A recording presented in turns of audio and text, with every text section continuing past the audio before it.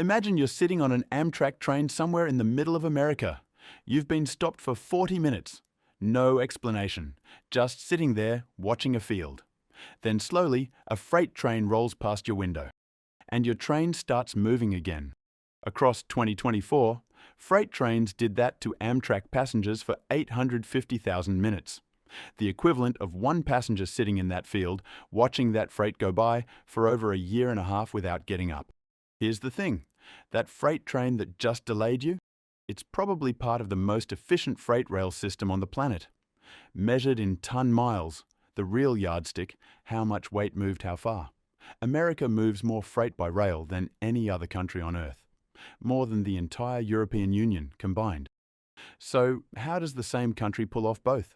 The world's best freight rail and a passenger system that's basically a running apology.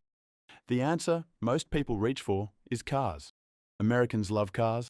Politicians love highways. Nobody wanted to invest in trains. That's not wrong, but it's not the real story. The real story is that those two facts, best freight, worst passengers, aren't a coincidence. They're not two separate failures. They're the same decision, seen from two different seats. America has the best freight rail because it has the worst passenger rail. And the chain of events that produced both outcomes starts about 100 years before anyone had heard of Amtrak. I've spent a lot of time with this one. We're going to go through the ownership structure, the physics, the 1970 political deal that changed everything, a 1980 law almost nobody outside the industry talks about, and a piece of engineering trivia about stacking boxes that accidentally explains why Europe can never catch up on freight. And at the end, I'll be honest with you about where this argument has limits. So sit down, get comfortable, and let's get railed. Let's start with the thing that surprises people most. Amtrak doesn't own its tracks. When you picture a railroad, you probably picture a company that owns the trains and the tracks they run on.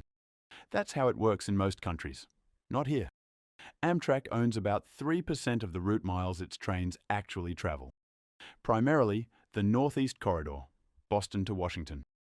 Everything else, the vast majority of Amtrak's network, runs on tracks owned and maintained and dispatched by private freight railroads.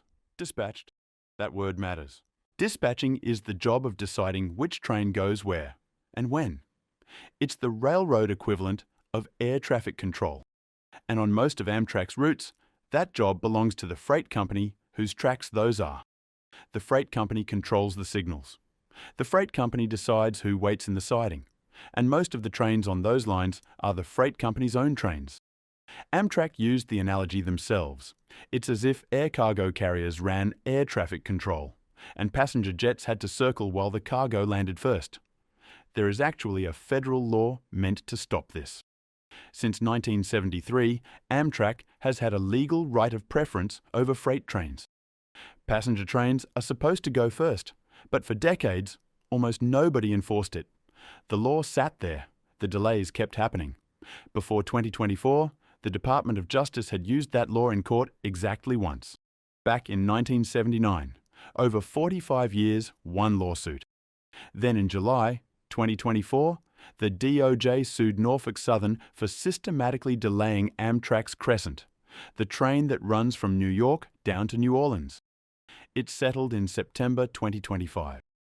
Norfolk Southern agreed to give Amtrak trains highest dispatch priority on its lines. The result? Delay minutes on the Crescent dropped 53% in a single year. So the law works when somebody actually enforces it.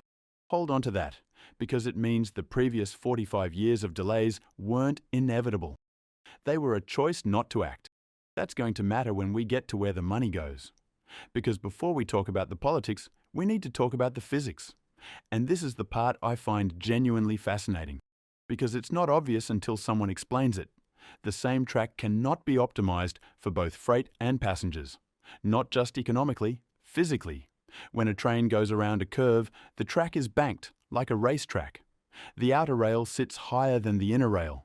Engineers call this superelevation. The right amount of banking depends on how fast the train is going. Fast passenger trains want a lot of bank. Slow, heavy freight trains want much less. Put a heavy freight car on a curve that's banked for a fast passenger train, and something bad starts happening. The freight car's weight shifts onto the inside rail, the low rail. That concentrated load crushes and flattens the rail. It damages the ties. It degrades the whole geometry of the track. Push the bank steep enough and a slow-moving freight car can actually tip over toward the inside of the curb. So, mixed-use track is always a compromise. It serves neither use perfectly. The two uses also damage track in completely different ways. Heavy freight, even very slow heavy freight, needs the track to be strong. High-speed passenger service doesn't need the same brute strength, but it hammers track geometry, the precise alignment of the rails, and demands constant, expensive maintenance to keep everything exactly right. One wants a wrestler, the other wants a surgeon, and freight trains are 2 to 4 times heavier than passenger trains, which is why the elegant elevated structures that high-speed rail uses, the kind you see in Japan and France, become almost impossible to build when the same viaduct also has to carry freight. The track classes the federal government uses to regulate this actually bake the divorce in. To run fast, you need track maintained to more stringent standards. Freight railroads have no financial reason to pay for that precision on the vast majority of their network. So they don't. That's important on its own. But here's the thing. Even if you solve the dispatching problem and the track problem, there's a deeper reason American freight is so dominant that has nothing to do with passengers at all. Double stacking. In the 1970s, the shipping industry was going through a revolution. Standardized metal containers were taking over global trade. The question was how to move them efficiently across a continent.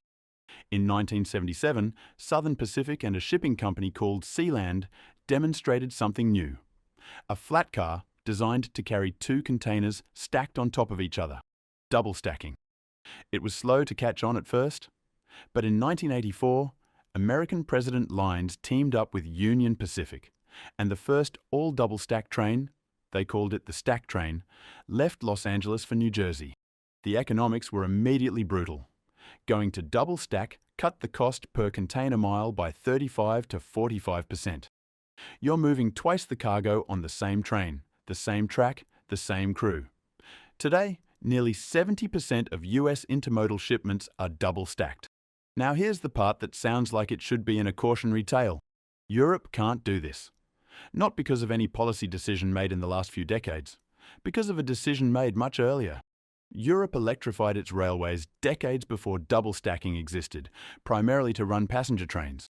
Overhead electric wires, catenaries, were strung above the tracks. They work brilliantly for passenger trains, clean, fast, efficient, but those wires sit too low. Stack 2 containers on a flat car and you hit the wire. And rebuilding every bridge, every tunnel, every wire across an entire continent to add the necessary clearance? The cost is prohibitive. It's not happening. America's freight advantage is partly an accident of timing. American railroads largely didn't electrify. The space above the track stayed open. And when double stacking arrived, there was room for it. Europe made a choice that was perfectly rational at the time. Electrify for passengers. And that choice quietly closed off a freight efficiency that nobody could have predicted. The very thing that makes European passenger rail pleasant permanently capped their freight capacity. But here's what I haven't told you yet. In the 1970s, American freight rail was dying. Tracks in disrepair, derailments common, major carriers going bankrupt. The Best Freight Rail in the World title is much more recent than people assume. And understanding how the turnaround happened requires going back even further, to why the railroads were in trouble in the first place. If you're finding this useful, this is the natural place to say it. Subscribe if you haven't. I make these explainers regularly, and the algorithm genuinely responds when you hit the button. There's a companion video on why European high-speed rail works the way it does that pairs perfectly with this one. Link at the end. Right, back to the railroads going broke. For most of the 20th century, privately owned American railroads were legally required to run passenger trains. It was called the Common Carrier Obligation, dating back to the 1800s. You couldn't just decide passengers weren't worth it and stop. You needed government approval to cancel a route. And the government almost never said yes. By the 1950s, passenger service was losing the railroads over $700 million a year. Not a rounding error. $700 million every year in losses they couldn't stop. The ICC, the Interstate Commerce Commission, actually studied this. They found that if 8 specific railroads had been allowed to cancel all their passenger service in 1968, for every dollar of revenue they would have lost, they'd have avoided $1.83 in expenses. The passenger trains weren't just unprofitable, they were destroying value. Then, in 1970, Penn Central went bankrupt, the nation's 6th largest company, the largest bankruptcy in American history at the time. Penn Central ran the Northeast Corridor. It ran passenger trains from New York to Chicago. And it collapsed. Congress had to do something. What they did was create Amtrak. And here's the part that gets left out of most retelling. Amtrak wasn't created because Congress suddenly loved passenger trains. It was created to rescue the freight railroads. The deal was, the government takes the passengers, the private railroads get to focus on freight. Passenger rail was nationalised, so freight rail could be set free. Only 3 railroads refused the deal and kept running their own passenger trains. All 3 kept losing money for another 8 to 12 years. One went bankrupt. The others eventually reached their own agreements to get out, a natural experiment with a clear result. The freight railroads, now free of the passenger obligation, still had another decade of struggle ahead. The industry was heavily regulated. Rates were set by the government. Railroads couldn't easily raise prices when costs went up, couldn't easily cut unprofitable routes, couldn't negotiate flexible contracts with customers. Then in 1980, Congress passed the Staggers Act. Freight rate deregulation. The results beat what economists had predicted. Real rail revenue per ton-mile fell nearly 50% between 1981 and 1996. Shippers were saving up to $7 billion a year by 1987. The railroads were moving more for less, and they were profitable doing it. Total factor productivity, a measure of how efficiently an industry uses everything it has, grew at 3.7% a year from 1980 to 2008. About 3.5 times the productivity growth of the overall US private sector. The network shrank to get better. Class 1 trackage fell almost 30% after 1980. Employment fell about 60%. The railroads shed unprofitable branches, often selling them to new short-line operators, and concentrated everything on fewer, heavily invested main lines.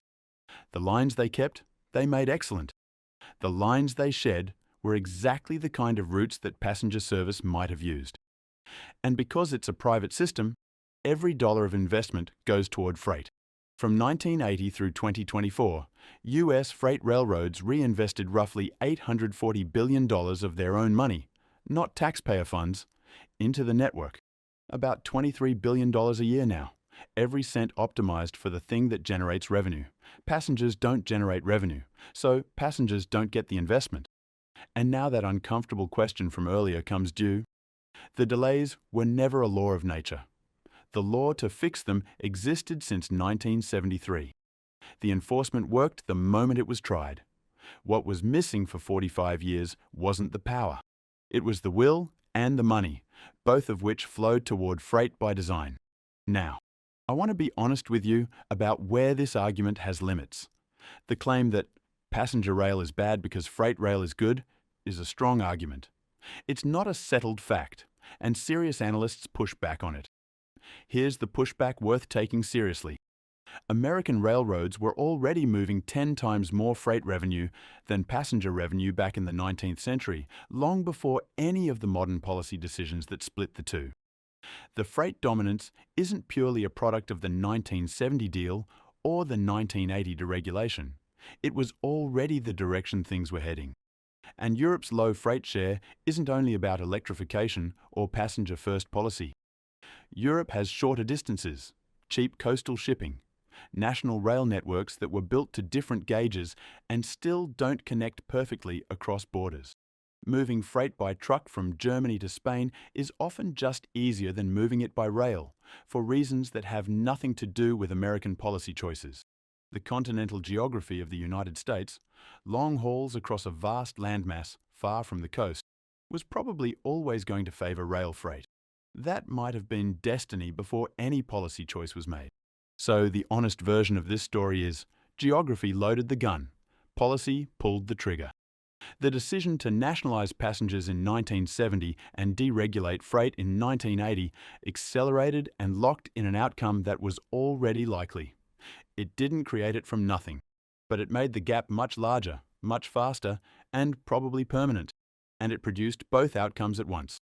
The same decision, let freight be private and profitable, make passengers a nationalised afterthought, gave America the dispatching problem, the track compromise, the investment gap, and the double stack advantage all at the same time. They're not separate stories, they're one story. The next time you're sitting on an Amtrak train, stopped in a field, watching a freight train go past, you're not watching a failure of ambition or a love affair with cars.